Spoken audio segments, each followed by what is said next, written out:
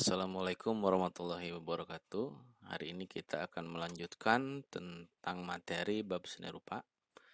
Berkarya seni rupa 2 dimensi dan 3 dimensi dengan memodifikasi objek. Nah, ini masih materi kelas 11 semester 1 yang akan kita bahas di lanjutan materi kali ini.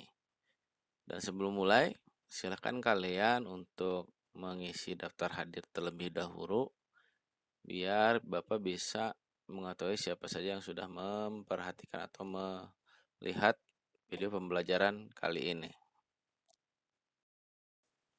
Apa itu memodifikasi objek? Memodifikasi objek itu adalah berkarya dengan memodifikasi objek berdasarkan bentuk objek tertentu, baik yang sifatnya objek alamiah atau ciptaan Tuhan, maupun yang sifatnya objek buatan atau ciptaan manusia itu sendiri. Ataupun juga objek makhluk hidup atau objek benda mati.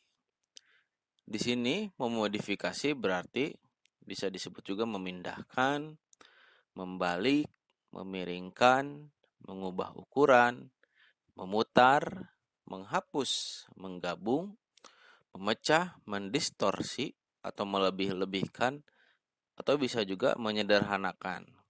Atau banyak sekali cara kita untuk memodifikasi objek.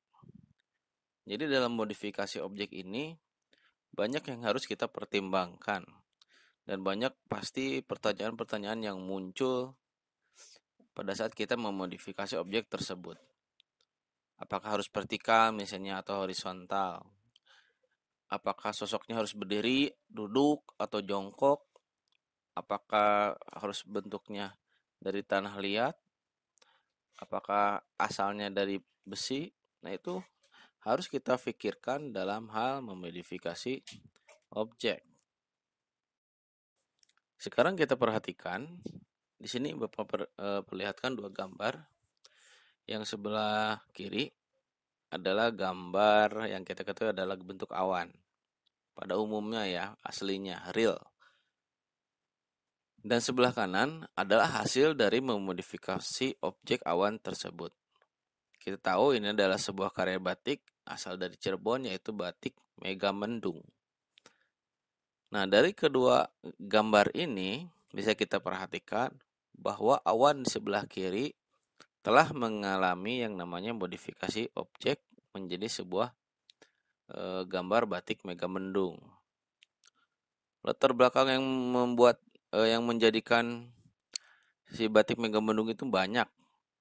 Bisa diputar, warnanya dirubah, atau bentuknya diperkecil atau didistorsikan seperti yang tadi Bapak jelaskan di awal. Ini adalah salah satu contoh hasil modifikasi objek. Lalu perhatikan kembali, ada di sini sebuah patung. Ini patung dari Nias ya. Patung ini kalau dalam kenyataan tidak mungkin ada manusia yang ukurannya seperti patung yang kalian lihat ini. Proporsi tidak terlalu ideal karena pada hakikatnya proporsi manusia itu seperti ditunjukkan gambar yang kedua, ada anak-anak dari balita, dewasa, remaja sampai dengan sangat dewasa.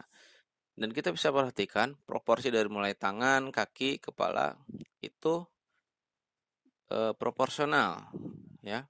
Tetapi pada patung Nias ini proporsi dari tangan, kepala dan bagian badan yang lainnya itu tidak proporsional. Kepalanya lebih besar atau badannya lebih besar, kakinya lebih kecil, tangannya sangat kecil.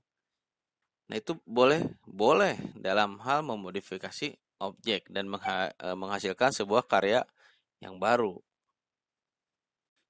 Jadi harus kita ketahui dalam memodifikasi objek ini, membuat karya baik itu 2 dimensi ataupun 3 dimensi, tidak semerta-merta langsung membuat atau hasilnya langsung ada dari awan misalnya ke batik yang tadi atau menjadi patung.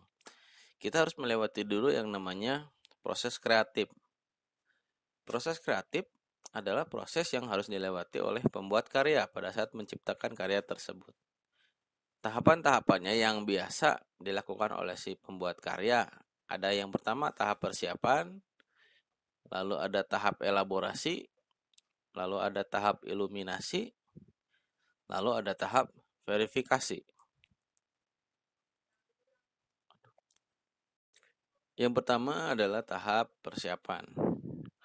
Pada tahap persiapan ini, kita yang pasti akan kita lakukan yaitu mengamati dan memahami benda atau inspirasi yang akan kita jadikan objek modifikasi atau yang akan kita jadikan inspirasi karya yang kita akan buat. Kita perhatikan mulai dari bentuk, warna, maupun modifikasinya. Seperti yang tadi misalnya bentuk awan, kita perhatikan dulu awan pergerakannya seperti apa, bentuknya seperti apa, melebarkah atau memanjangkah, penempatan posisinya seperti apa, terus warnanya juga seperti apa, dan dilanjutkan dengan kita memodifikasinya juga mau kemauan kita seperti apa. Dan pada tahap persiapan ini memang saatnya atau waktunya si pembuat karya tersebut menyiapkan dan dari mulai mencari objek yang akan dimodifikasi dan memperhatikan sedetail mungkin objek tersebut untuk dimodifikasi. Selanjutnya ada tahap elaborasi. Tahap elaborasi ini artinya mengkomunikasikan atau mentransformasikan pengalaman yang implisit ke dalam bentuk yang eksplisit. Jadi maksudnya dalam pemikiran kita tuangkan dalam bentuk sketsa. Dan diperlukan keterampilan ekstra untuk memvisualisasikan unsur-unsur subjektif gagasan desain menjadi bentuk objektif karya desain yang diciptakan. Misalnya kalau kita membuat karya lukis, ingin memodifikasi objek, berarti kita harus membuat sketsa dahulu. Pasti akan membutuhkan waktu yang lama, pasti. Karena yang namanya tahap elaborasi ini adalah istilah sederhananya yaitu mencoba-coba. Dari misalnya bentuk yang kita lihat divisualisasikan menjadi bentuk lain. Kita tuliskan ke dalam misalnya kertas dengan pensil misalnya untuk tahap elaborasi ini. Setelah tahap elaborasi ada yang namanya tahap iluminasi. Tahap iluminasi adalah tahap ketika kita menentukan inspirasi baru dari aktivitas kedua tahap sebelumnya. Jadi ini adalah hasil perpaduan antara kekuatan intelektual, intuisi, dan kepekaan batin dalam mewujudkan desain baru dan inovatif.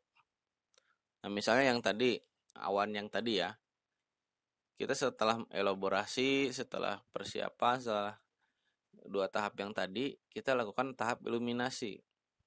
Itu mulai merubah atau mulai mencoba-coba kembali dengan bentuk-bentuk yang baru, dengan warna-warna yang baru, dengan cara membalikan, misalnya menggeser, memperpanjang, mendistorsi.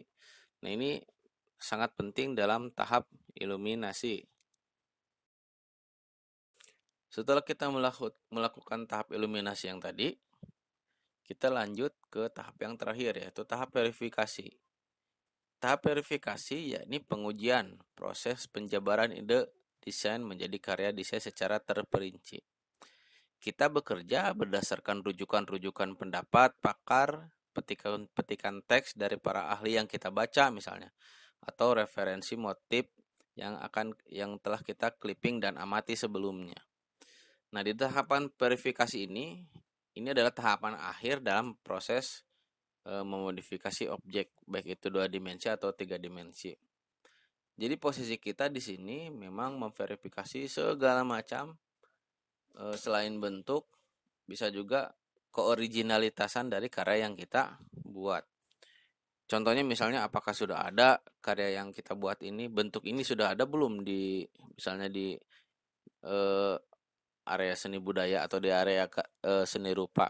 Kalau belum berarti kita sudah berhasil membuat modifikasi objek dengan bentuk yang baru, baik itu 3 dimensi dan 2 dimensi.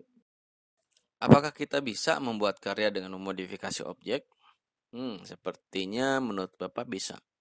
Karena kita sudah tahu tahapan-tahapan apa saja dari yang namanya proses kreatif pada saat memodifikasi objek. Bagaimana caranya agar kita bisa lebih paham lagi tentang memodifikasi objek? Sekarang kita coba untuk membuat karya 2 dimensi dahulu dengan memodifikasi objek. Tahapannya yaitu, buatlah sebuah karya seni rupa 2 dimensi dengan media kertas atau buku gambar ukuran A3.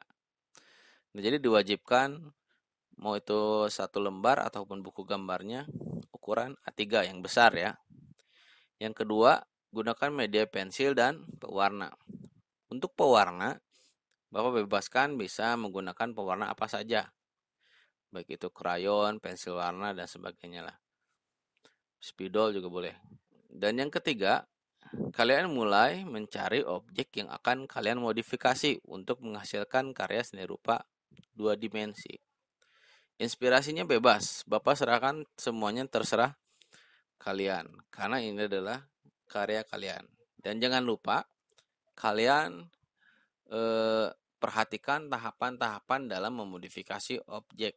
Dari mulai awal sampai akhir, kalian lakukan itu, dan mudah-mudahan kalian paham dengan pembahasan kali ini. Itu saja dari Bapak, terima kasih perhatiannya. Jangan lupa tugasnya, dan jangan lupa komentari dengan format kelas dan nama. Wassalamualaikum warahmatullahi wabarakatuh.